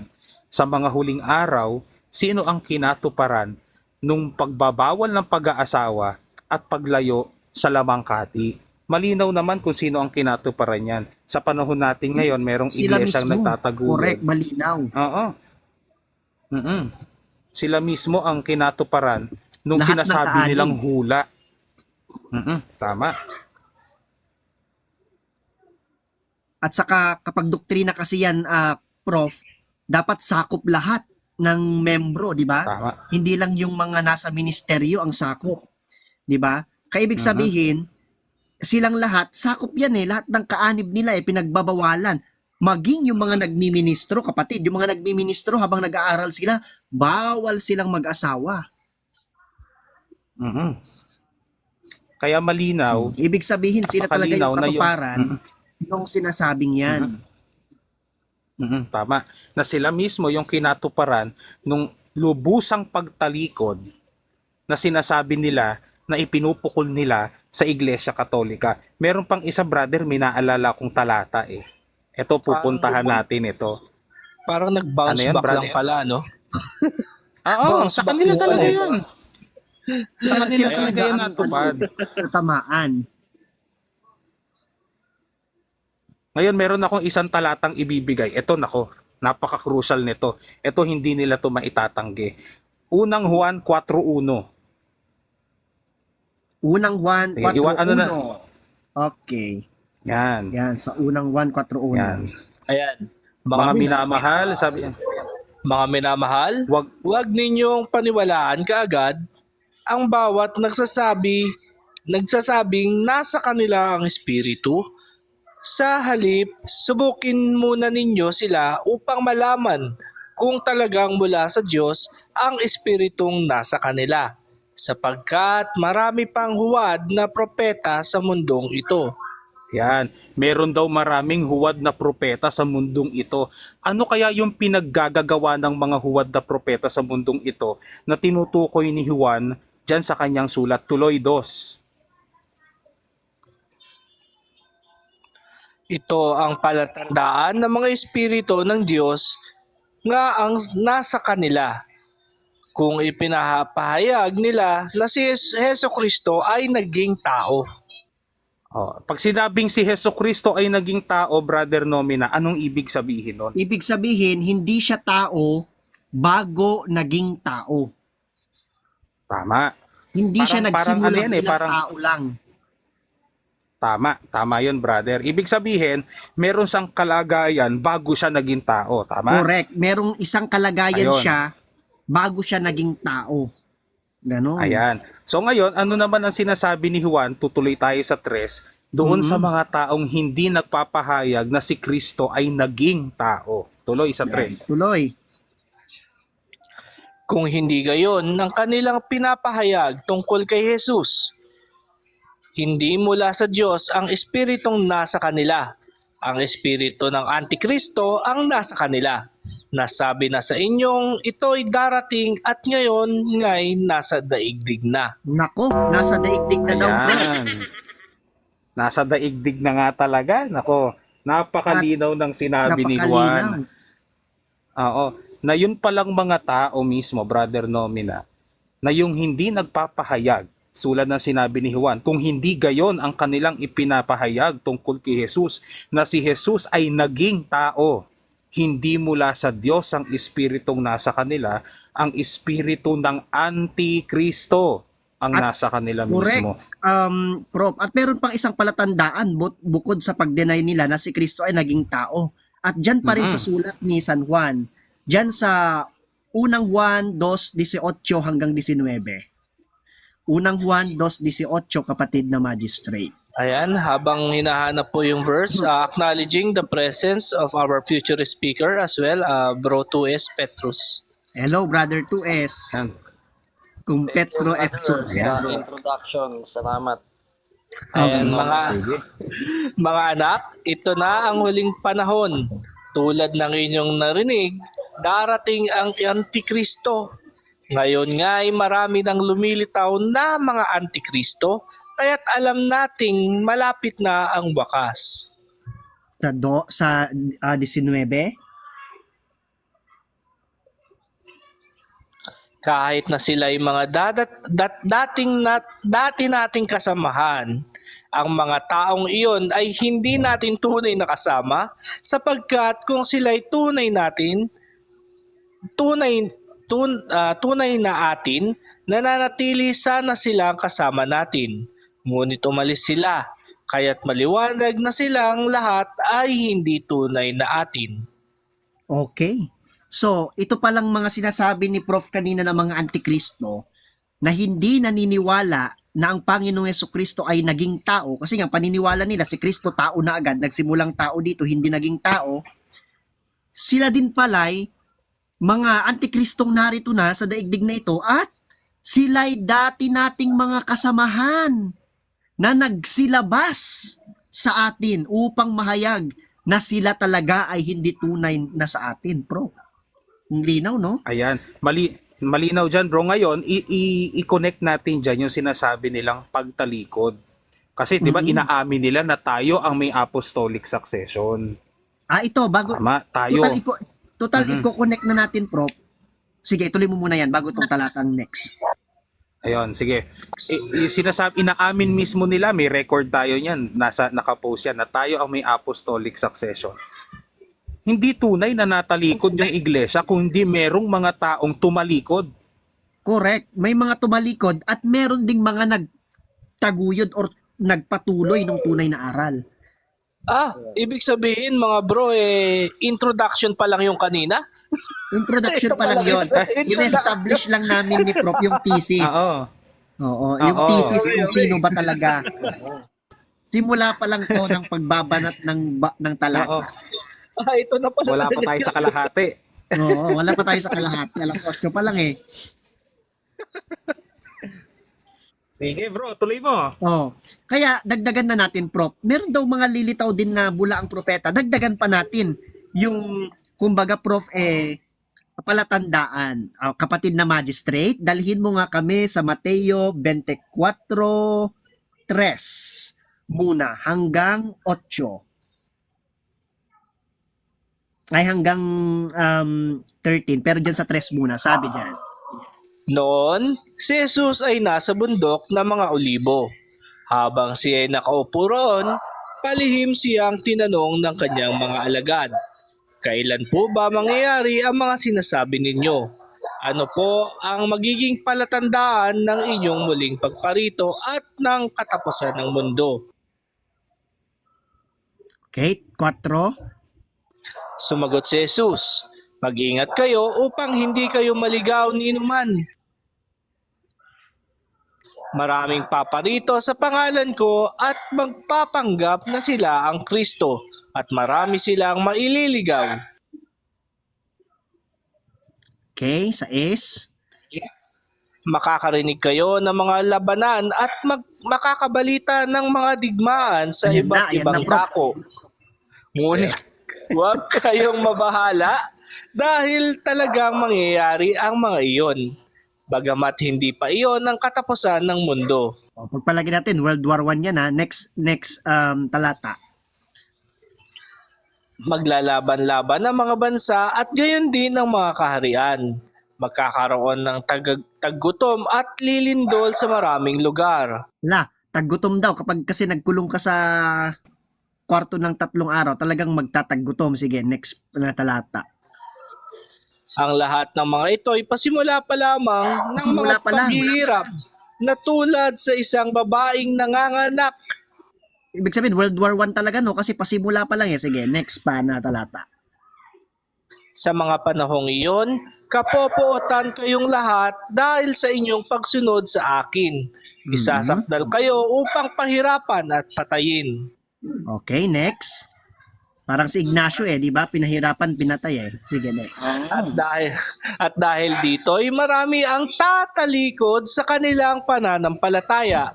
Mapopoot sila at magtataksil sa isa't isa. Sabi dyan, marami ha, hindi marami. Sige, next. Marami ang magpapanggap na propeta at ililigaw ang mga tao. Okay, next. Ang kasama ay lalaganap, kaya't manlalamig ang pag-ibig ng marami. Okay, next. Ngunit ang mananatiling tapat hanggang wakas ang siyang maliligtas. Okay. So, 'di ba? Malinaw yung sinasabi na tawag dito. Ituloy natin pala sa 24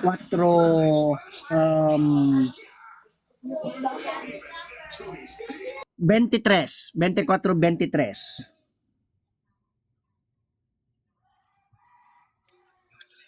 Kung may magsasabi sa inyo, narito ang Kristo o naroon siya, huwag kayong maniniwala. Next. Sapagkat may lilitaw na mga huwad na Mesayas at mga huwad na propeta. Magpapakita sila ng mga kamangha-manghang himala at mga kababalaghan upang iligaw ang marami kahit na ang mga hinirang ng Diyos. Okay. So, may mga magdarating dito na tawag dito gagamitin, no? Gagamitin nila yung pangalan ni Kristo, no? 'Di ba merong alapin mo natin. 'Di ba merong nagpapakilala na yun daw Kristo, pangalan daw yun. Kaya daw yun ay sunod sa kanilang pangalan, no? Sa Mateo 24:5, pakibalik na sa 24:5, kapatid.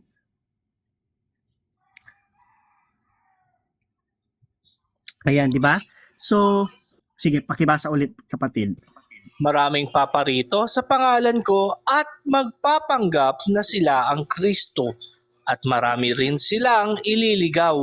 Okay. Sino ba itong nagsasabi na sila daw ay sunod sa pangalan ni Kristo? no? At lumitaw sila noong World War I. Kasi sabi kanina, yung mga paglalaban-laban ng bansa diyan pasimula pa lang. Ibig sabihin, World War I nga. Kasi pasimula di ba? One, first. Kung susundan natin yung the way they understand things, napakalinaw na po kung sino po yung tinutukoy diyan. Actually, nagpapakilala silang Kristo, pero meron silang code na ginagamit, Prof. Meron silang code. Ang code nila ganito. Ikinararangal ko na ako'y iglesia ni Kristo. Yun yung code nila. Kasi yung Kristo kailangan itago nila. Ako'y iglesia ni Kristo. Imbes na ako'y Kristo, kasi kapag sinabi mo kasi direkta, ako'y Kristo, halatang halata na bulaan ka na. Kaya dapat merong dekorasyong ilalagay, ipapalibot na dekorasyon dyan. Kaya imbes na ako'y Kristo or ako'y si Kristo, ang ginawa nila, ako'y iglesia ni Kristo. Walang mga apostol. Walang mga apostol at mga unang Kristiyano na nagpakilala ng ganon. Tama. Tsaka makikita mo dyan, brother, sasabihin nila yan, sila daw ang tunay. No? Pag sinabi kasi Tunay na nating bulaan. iglesia, pwede. Baka pwedeng sabihin nila, kami ang tunay na iglesia. Ano ba ang iglesia? Katawan ni Kristo yon. Inaangkin nila yung katawan na hindi naman si Kristo ang gumawa. Kaya ka matutupad din sa kanila yung sinabi na magpaparirito ang mga bulaang Kristo. Sila din yon. Kasi nga, saan sila? Sila ay nagpapanggap na kay Kristo. Kaya nga pinabanggit nila yung sinasabi mo kanina, nakabandera pa yan. Makikita mo yan sa, minsan pag nasilip ka sa kapilya, kapag ang miyembro, talagang panatiko ng relihiyon nila, talagang sasabihin nila na ikinararangal ko na ako ay iglesia ni Kristo. Talagang pinabanggit lang nila yun kasi inaangkin nila yung pangalan ni Kristo. Ayaw lang nilang matanggap. Ako, kung kung sasabihin nila, ikinararangal ko na ako ay iglesia ni Manalo na lang. Kasi si Manalo naman talaga. Manalo. Ano na lang, oo. Correct. Oo. Pinatunayan natin nung nakaraan yan, di ba, Prof, na siya talaga, napakarami nating referensya Pwede nga natin dito minsan di ba, kung may time pa. Ngayon, since nagpapakilalang, kasi ang argumento kasi nila dyan, Prof, may pinanghahawakan sila na sugo daw, pahapyawan lang natin itong sinasabi ng Diyos. May mensahe ang Diyos dun sa kanilang tagapangaral. May mensahe ang Diyos. Dito sa Jeremias 44:14 hanggang 16. Jeremias 14, Jeremias 14 pala, sorry. Jeremiah 14 to 16 na Tagalog.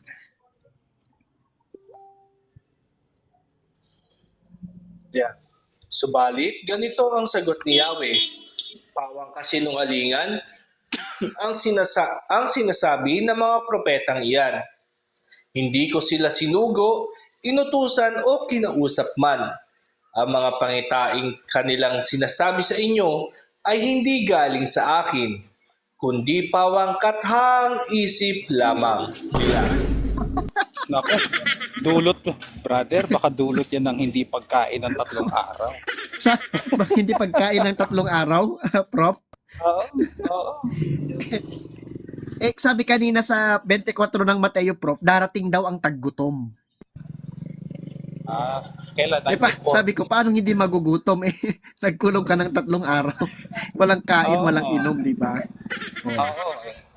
Siya mismo ang gumawa ng salot sa sarili niya Pero malinaw dyan, brother, na talagang merong mga magpapanggap na sugu-suguan. Sugu-suguan lang yan. Hindi ko nga tinatawag na sugo yan correct. Napasubo lang yan, brother. Napasubo lang yan, diyan sugo. Napasubo lang yan di ba? Oo.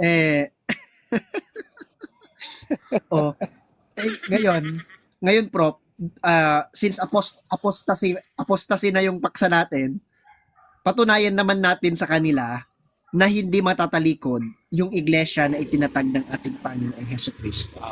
Sige, brother. Yes, brother. Tirahin mo na. Kamamaya, okay.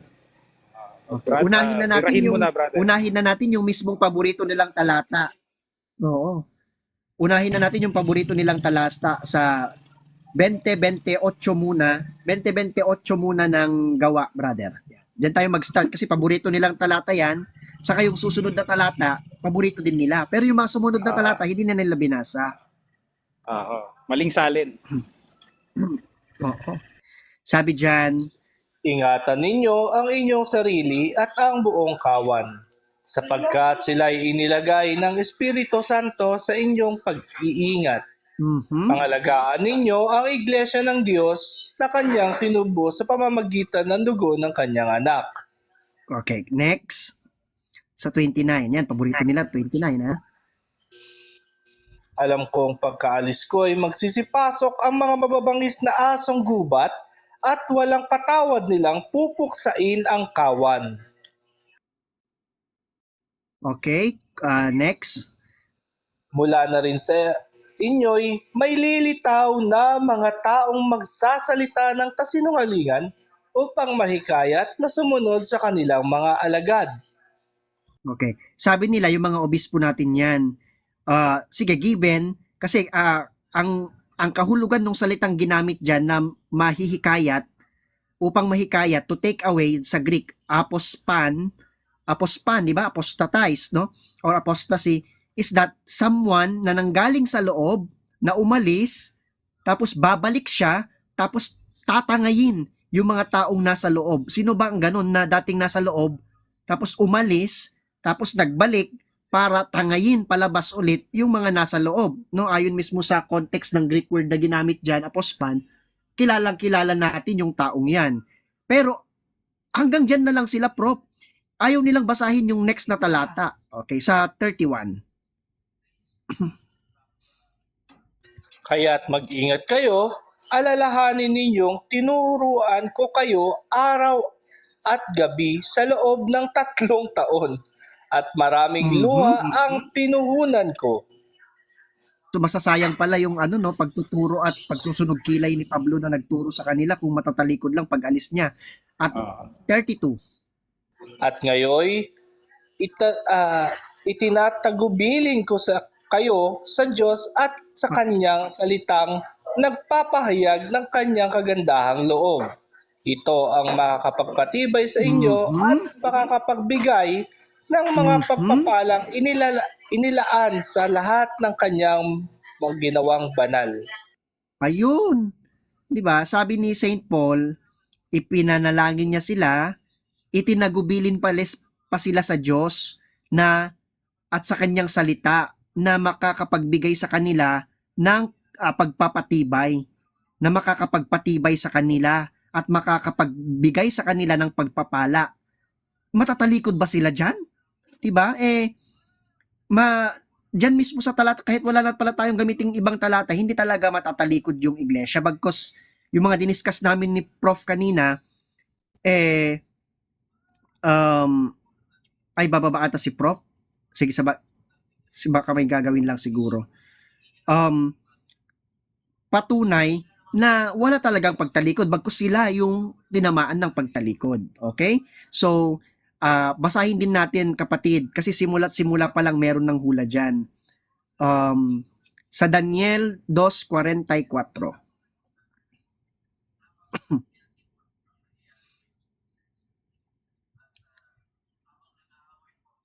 Okay.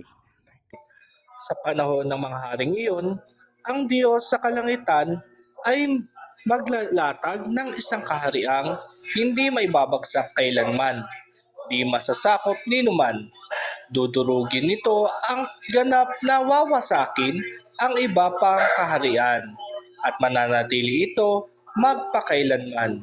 Kaya't hindi na makakabangon ang mga iyon kahit kailan. Okay. Kaya nga sabi, di ba, sa panahon ng mga haring yaon, ang Diyos sa kalangitan ay magtatatag ng isang kahariang hindi maibabagsak kailanman. Bagkus yung kaharian na yon ay dudurugin pa nga niya yung kanyang mga kalaban. Halimbawa na lamang, di ba? The Roman Empire. If you look dun sa history ng ating pananampalataya, no? yung mga unang Kristiyano, under sila talaga ng pang-uusig doon ng Roman Empire. Pero how come na yung ating naging headquarters ngayon ay nandun mismo sa puso ng once makapangyarihang Roman Empire? Kasi parang naging trophy. Hindi tayo yung natalo. Tayo yung sumakop. The Empire of Christ, no?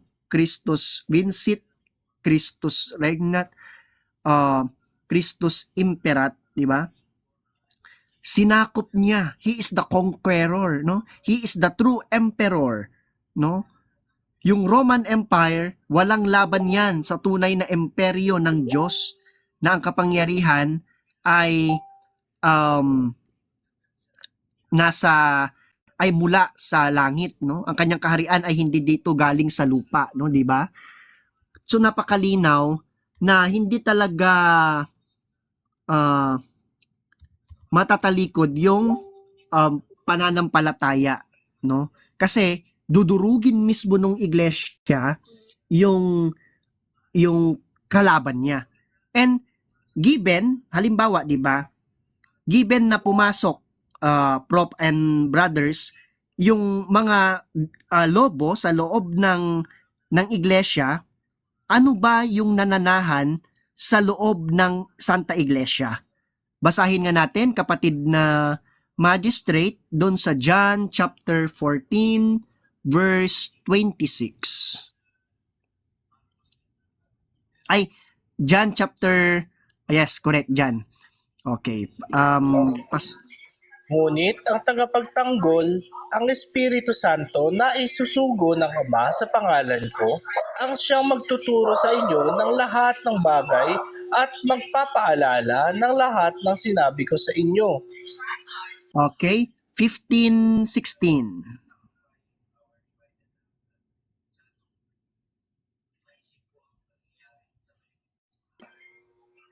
Ah, 15:26. Ay, 16:13 na lang, brother. 1:16:13 na lang.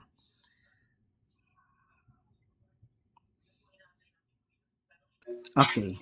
Ngunit pagdating ng Espiritu ng katotohanan, papatnubayan niya kayo sa lahat ng katotohanan galing sa Diyos, sapagkat ang sasabihin niya ay hindi mula sa kanyang sarili, kundi ang kanyang narinig.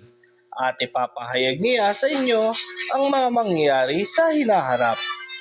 Okay. So yung Espiritu Santo, na mananahan siya sa Santa Iglesia. Sasamahan niya yung mga mananampalataya. Kagaya din naman nung mababasa natin sa Mateo 28:20, kapatid na magistrate. Ayan.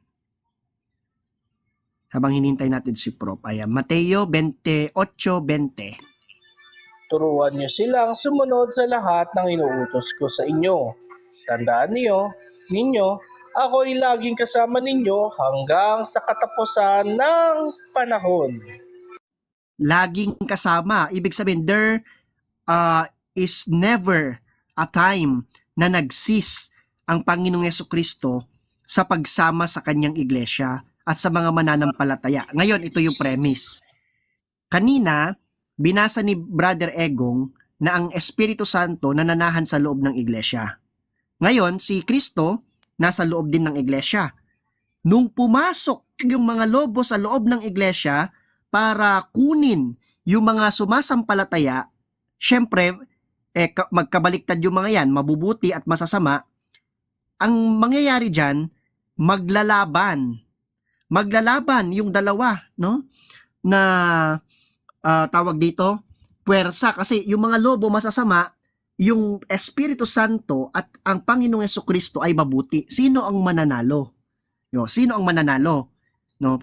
Bago nating sagutin kung sino ang mananalo, dalhin mo muna kami, kapatid na magistrate, na nawala si Prof, sa Mateo 12:29. Kung iyong marapatin daw, Bro Tues, pwede mo nang sabayan si Bro Nomina as substitute daw muna kay Pro. Yes, si Brother 2S na lang kasama ko dito, Garod, kung wala muna si Prof. Ayan. Hindi mapapasok ang bahay ng isang Ayan. taong malakas Yan, kabrad kung natin hindi yan. mo na siya gagapusin. Kung nakagapos na siya, saka pa lamang malolooban ang bahay niya. Okay. Diyan kasi sa bahay na yan, napapasukin, merong isang taong malakas.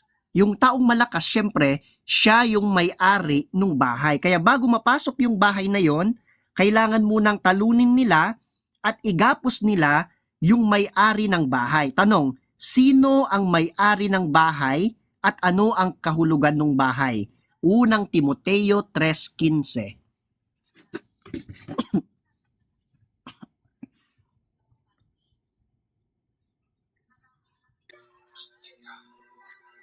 Unang Timoteo, okay. Upang kung hindi man ako makarating agad, ay malaman mo kung ano ang dapat na maging ugali ng mga taong kabilang sa sambahayan ng Diyos na buhay, sa iglesia na haligi at sa liga ng katotohanan. Okay. Yung palang bahay, yun pala ay ang iglesia. No? At ang may-ari ng iglesia na siyang malakas ay ang Diyos. Imaginin mo, kapatid na Petros, no? Yung bahay ng Diyos na siyang iglesia, ang may-ari nun ang Diyos, nasa loob nun yung Espiritu Santo nananahan, at sinasamahan din sila ni Kristo, tapos biglang pumasok yung mga lobo. Sino yung mga lobo? Si Arius, Felix Manalo, gano'n, nag-team up na sila. Ngayon, maglalaban na sila, parang tawag dito yung blue team, red team. Oh, sinong mananalo? Oo. Siyempre, yung team ng Diyos. Diba? Diba? Oo, ang team ng Diyos. Kaya nga lang, kapatid na 2S, may nakadebate ako nung nakaraan. Ang sabi niya, ang mananalo daw, yung mga lobo pa rin. Ayun lang. Oh, ngayon, kapatid na 2S, tanungin natin si San Pablo. San Pablo, ni isang oras ba, nagtagumpay ba itong mga lobo na ito para itaguyod, para masupil kayo at ang ebanghelyo? Nagtagumpay ba sila para ang iglesia ay italikod nila? Okay, kapatid na magistrate, dun tayo sa Galatia 2:5 ng ang dating Biblia. Galatia 2:5 ng ang dating Biblia kung meron ka. Sa mga yaon, ay hindi kami Sa 4 muna pala. At yaon ay dahil sa mga hindi tunay na kapatid na ipinasok ng lihim, na nagsipasok ng lihim upang tiktikan ang aming kalayaan at taglay namin kay Kristo Jesus upang kamay ilagay nila sa pagkakaalipin. Okay, next. Diinan mo, brother. 5. Sa mga yaon ay hindi kami nagpapahinuhod na supilin kami kahit isang oras upang ang katotohanan ng ebanghelyo ay manatili sa inyo. Pakiulit ng basa, kapatid. Yan. Sa mga yaon ay hindi kami napahinuhod na supilin kami kahit isang oras upang ang katotohanan ng ebanghelyo ay manatili sa inyo. Ayun, napakalinaw. No? Sa mga yaon, di ba? Hindi kami napahinuhod, nasupilin kami, no? Kahit isang oras. Hindi natalikod ang iglesia. Kahit ni isang oras, hindi nasupil ang katotohanang nasa atin ng ebanghelyo. Kaya nga na-preserve sa deposit of faith ang ebanghelyo na yan. Di ba? Hanggang ngayon, sapagkat hindi nagtagumpay ang mga bulaang propeta, kagaya ni Felix Manalo, Arius, Nestorius, Cerinthus, di ba? Yung mga Docetis, no? Sabellius, no? Si Martin Luther, Calvin, no? Maging si King Henry. Gaya ni Kristo ang Iglesia Katolika na handang isakripisyo ang nakararami kaysa sa katotohanan. No? So, walang pagtalikod na naganap. Kapatid na 2S, baka may gusto kang idagdag. Sige, the floor is yours. So yun no, napakaganda ng topic natin. Magandang gabi ulit sa ating lahat. Yung mga nagtataguyod kasi ng aral na ang iglesia ay matatalikod, isang katalampalasan yan sa Diyos o isang kalapastangan sa Diyos yan, yung ganyang aral. Bakit ko nasabi? Pakibasa nga, kapatid na magistrate, ang Awit 127 verse 1 sa ang dating Biblia. Ano ulit yan? Sorry. Awit 127 verse 1.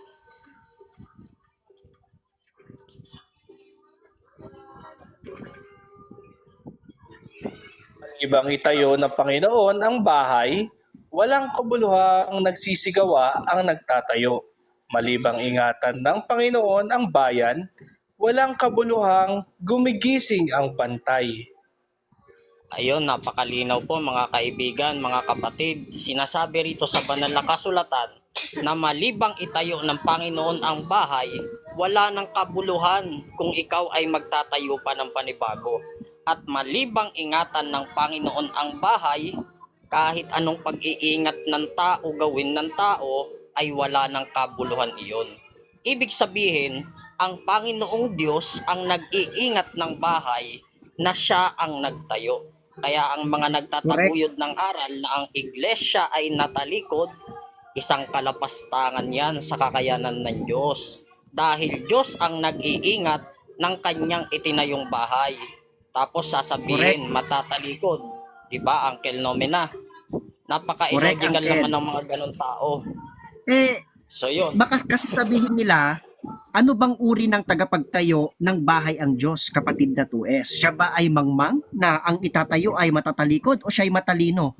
Basahin natin, kapatid na magistrate, sa Mateo 7:24 hanggang 27, kung anong uri ng tagapagtayo itong sinasabi ni kapatid na 2S. So sa Mateo 7:24 hanggang 27. Sabi, Kaya't ang bawat dumirinig ng aking mga salitang ito at ginaganap ay matutulad sa isang taong matalino na itinayo ang kanyang bahay sa ibabaw ng bato. At lumagpak ang ulan at bumaha at humihip ang hangin at hinampas ang bahay na yaon at hindi nabagsak sapagkat natatayo sa ibabaw ng bato. okay, 26. At ang bawat dumirinig ng aking mga salitang ito at hindi ginaganap ay matutulad sa isang taong mangmang na itinayo ang kanyang bahay sa buhanginan. At lumagpak ang ulan at bumaha at humihip ang mga hangin at hinampas ang mga bahay na iyon at nabagsak at kakikilabot ang kanyang pagbagsak. Okay. So dito may inilalarawan yung Panginoon natin, kapatid na 2S, na yung taong mangmang nagtatayo sa buhangin at yung kanyang itatayong bahay ay babagsak. Samantalang yung Yes, taong tama. matalino nagtatayo ng bahay sa bato at hindi mababagsak. May kakilala ka ba, kapatid na 2S, sa Biblia na nagtayo ng iglesia o bahay sa ibabaw ng bato? At anong talata? Yes, may kilala po ako at yan ay makikita sa Mateo 16:18. Walang iba kundi ang Panginoong Hesukristo. At sinasabi ko naman sa iyo na ikaw ay Pedro at sa ibabaw ng batong ito ay itatayo ko ang aking iglesia at ang mga pintuan ng Hades ay hindi magsisipanaig laban sa kanya. Ayun po, napakalinaw. Napakalinaw. Ang Panginoong Diba? Hesukristo Kapatid pala ba matatalikod? ay napakatalino. Dahil napakatalino ng No, Panginoong nagtatayo siya Hesukristo, siya ay nagtayo ng iglesia o ng bahay sa isang bato na si Pedro. Tama po ba, kapatid na Nomena? Tamang-tama, 101% kapatid na 2S. At dahil nga sa Lumampas. nagtayo ang Panginoong Hesukristo ng isang nagtayo ang ating Panginoong Jesucristo ng isang iglesia no sa ibabaw ng bato, itong iglesia na ito ay nakita na ni Juan na sa mga huling sandali no ng mundong ito na sa pagtatagumpay na sa langit ay naroon na at nagtatagumpay, kapatid na 2S. Kaya basahin nga natin yung vision na iyan na nakita kung sino ba yung mga maliligtas na yan. Kasi kung matatalikod yan, hindi yan maliligtas. Pero aside sa itinayo sa ilalim, sa ibabaw ng bato, ang mga iyan ay maliligtas. Dito sa Apokalipsis or pahayag, kapatid na Revelation chapter 7 verse 9, kapatid ng MBB. Sa magandang balita Biblia. Okay. Pagkatapos nito'y nakita ko ang napakaraming tao na di kayang bilangin ni numan. Sila'y mula sa bawat bansa, lahi, bayan at wika. Nakatayo sila sa harap ng trono at ng kordero. Nakadamit ng puti at may hawak na mga palaspas. Okay, so hindi sinabing may hawak na mga larawan ni Manalo ha. Sabi diyan, nakatayo no sa harapan ng kordero, kapatid na 2S, mula sa iba't ibang bansa. Hindi sinabing mula sa Pilipinas lang kasi kung nagkataon 99% ng maliligtas, kapatid na 2S, ay mga Pinoy. Tama. Kung magkagayon, aalog-alog ang langit niyan. Aalog-alog ang langit. Oo. Kasi nga, di ba, sa sobrang lawak ng langit at mga Pinoy lang ang maliligtas, di ba, tawag dito, kapatid, napakaraming space na matitira. Parang ganun. Pakalawak. May hawak na mga palaspas yan, ha, kapatid na 2S, may hawak na mga palaspas. O biruin mo. Oo. So Ayun, kapatid na nagka-emergency. Nomina, may napansin Yes. ako dito sa talatang ito eh. Ano? Sabi dito, sila'y mula sa bawat bansa. Paano bang mula sa- nangyari yun? Diba? Nako. Nagsimula lamang iyan sa Jerusalem. Nagsimula yan sa Jerusalem, kapatid. Ipinalaganap yan ng mga apostol at ng mga sumunod sa mga apostol bilang katuparan nga dito muna yung unahin natin, hula ng Panginoong Jesucristo sa Marcos 17:11, kapatid na magistrate. Nandiyan na ba si kapatid na magistrate? Okay. Wait lang. Okay, wait na lang natin. Sa Wait lang Marcos, natin no? si kapatid na magistrate, kapatid na 2S, kasi may ano lang saglit, no? Hindi, kapatid na Kasi Nomina. oo, Naririnig niyo ba meron yung kasing kumakanta rito hinuhula sa yung amin? Panginoon eh. Hindi naman gaano, bro. Hindi Hindi naman Hindi gaano. naman gaano, wala. Halos wala nga eh. Mas malakas yung pananampalataya, kapatid. Kaya yung mga distractions Amen, siguro amen. sa paligid nabablock. Ayan. Diba? Mas malakas ang pananampalataya. Mas malakas ang pananampalataya kaysa sa nagbibideo. Oo. Okay naman. Oo. Ayan. Naka-CR break lang si magistrate. Si Prof. Wait lang si Prof. natin. BK naman po, si Prof. Eternal Rome ay may emergency lamang daw po. Ayan. Kaya bigla siyang bumaba kanina. Pero nevertheless, nandito naman po yung sa nating kasama na si Brother 2S na nagpapatikim na ng kanyang Ayan. mga Habang sasabihin. Yung mga matutulis na sasabihin nagpapatikim na. So ayun, habang hinihintay natin, ano ba ang gusto mo na bro 2S? Gusto mo bang sumama? Ayan, okay na daw siya, pero ayun nga, okay na. Sige, Okay, sa so, Marcos muna. Marcos 17:11.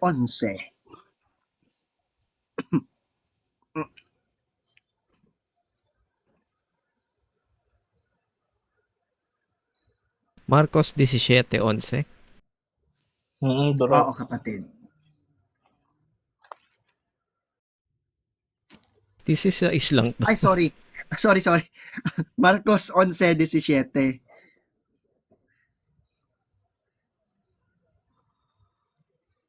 Ayan, ayan. Gulat sila, no? At Papagising lang yun. tinuruan niya ang mga tao ng ganito. Hindi ba't nasusulat? Ang aking tahanan ay tatawaging bahay dalanginan ng lahat ng bansa. Ngunit ginawa ninyo itong lungga ng mga magnanakaw. Okay. So, ito, sabi ng Panginoong Hesukristo, yung tahanan daw ng Diyos ay tatawaging bahay dalanginan ng lahat ng bansa. Alam naman natin sa unang Timoteo 3:15 na ang bahay ng Diyos na sinasabi ay ang iglesia. Pero sabi kanina ni Brother 2S, ito daw tahanan ng Diyos na ito, nagsimula sa Jerusalem, sa Sion, tapos napadpad sa Roma, kapatid na 2S. 'Di ba? Meron kasing hula diyan. Tama. May hula kasi diyan, kapatid na 2S, sa Old Testament pa lang. Mikas, Anong hula ba yan, 4, kapatid na nomina? Mikas 4. Anong hula ba yun? Hula ito kung saan yung aral ng Diyos ay magmumula sa Sion at lalabas. Okay. Pakibasa, kapatid na ay pakilagay, kapatid na sa Mikas 4. 2. Ayan. Daragsa ang maraming tao at sasabihin nila, "Hali kayo, tayo na sa bundok ni Yahweh, sa templo ng Diyos ni Jacob, upang malaman natin ang nais niyang gawin natin at matuto tayong lumakad sa kanyang landas, sapagkat magmumula sa Zion ang katuruan at sa Jerusalem ang salita ni Yahweh." Okay, so magmumula sa Jerusalem at sa Sion ang katuruan at salita ni Yahweh, at ito ay lalaganap sa buong daigdig. Paanong lalaganap ito, Brother 2S? Meron bang ibinilin ang Panginoong Hesukristo bago siya umakyat sa langit? Ang ibinilin ba niya ay ipagbabawal ang pagkain ng dinuguan? Ano ang kanyang sinabi? At anong talata? Hindi po. Oo. So ayun, ang isa sa talata na makikita natin na ibinilin talaga ng Panginoong Hesukristo, yung paglaganap ng kanyang iglesia sa pamamagitan ng pangangaral ng mga apostol. Paki-flash nga po sa screen, kapatid na magistrate, ang Mateo 28:19.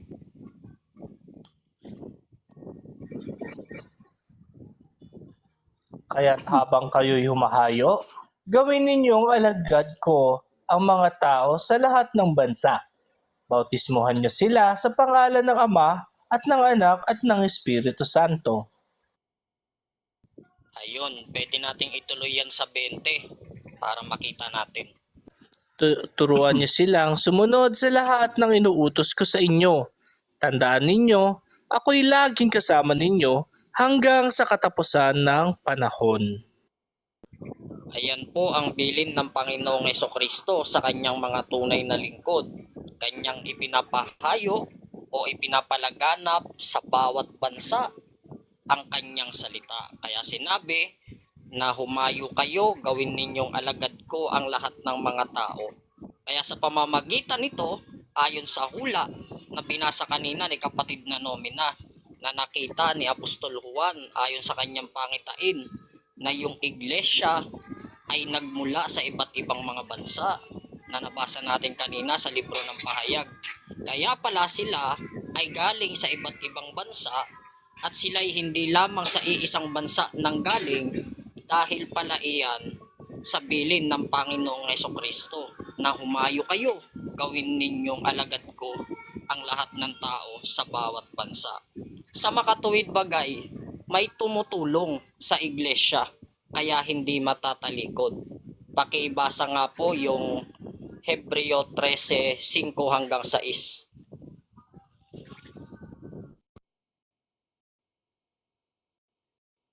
Hebreo 13:5-6, kapatid na magistrate. Huwag kayong magmukhang pera at masiyahan na kayo sa anumang nasa inyo. Sapagkat sinabi ng Diyos, hindi kita iiwan ni pababayaan man. Kaya't buong tapang nating masasabi, ang Panginoon ang tumutulong sa akin, hindi ako matatakot. Ano ang magagawa sa akin ng tao? Ayun, Amen. napakaganda. Napakalinaw po. Napakaganda ng sinabi ng Panginoon sa atin. Kaya hindi tayo matatakot dahil ang Panginoon mismo ang tumutulong sa atin. At dahil alam natin na tinutulungan tayo ng Panginoon, hindi niya tayo iiwan at hindi niya tayo pababayaan. Tama po, di ba, kapatid na Nomina? Tamang-tama, kapatid na 2S Petros. At sa tingin ko ay yan na yung conclusion ng ating lecture ngayong gabi ukol sa apostasy na kanina sinimulan natin sa pagpapatunay kung sino ba yung katuparan nung pagtalikod na sinasabi sa Biblia. Dinefine natin ang ano ba yung kahulugan ng apostasy, heretics, schism, at saka excommunication. At ngayon naman nagtungo tayo sa mga sinasabi ng Biblia or pangpatunayan yung pagtalikod kung sino man yung tumalikod, at upang patunayan din na ang iglesyang itinatag ng ating Panginoong Jesucristo, ang Iglesia Katolika, ay hindi natalikod. So, pagkatapos nito, kapatid na 2S, ay nais ko sanang manatili ka muna dito sapagkat kung may mga papasok ay i-entertain natin ang kanilang mga katanungan. Kapatid na Ego. Kapatid na Petros, meron ka pang gustong pangwakas na salita at argumento? Ayun, ang magiging pangwakas kong salita ay ang pagbabasa ng talata. Dito po sa Juan 15:16. Oo, kasi yun yung hindi ko nabasa kanina. Sige, go. Opo, Sakto para talagang ating patunayan. Ayan. Hindi ninyo ako pinili, kayo ang pinili ko. Pinili ko kayo upang kayo'y magbunga at manatili ang inyong bunga upang ang anumang hingin ninyo sa Ama sa aking pangalan ay ibibigay sa inyo. Ayun po, napakalinaw.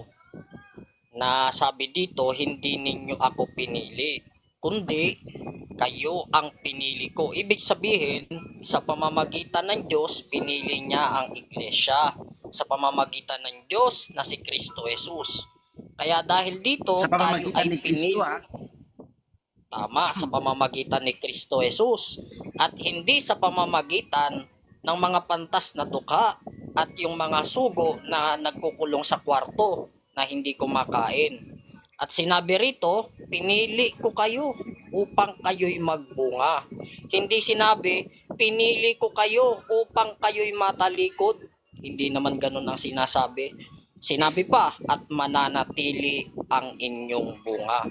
Sa makatuwid bagay, ang kapangyarihan ng katalikuran na gawa ng demonyo ay hindi talaga magsisipanaig laban sa iglesyang itinatag ng ating Panginoong Jesucristo. Yan na po ang aking panghuling o pangwakas na salita. Maraming salamat. Maraming salamat. Maraming salamat kay kay Brother Sacra, kay Bro 2S na naging ating instant speaker at saka kay previously Bro Eternal Row. Ayan.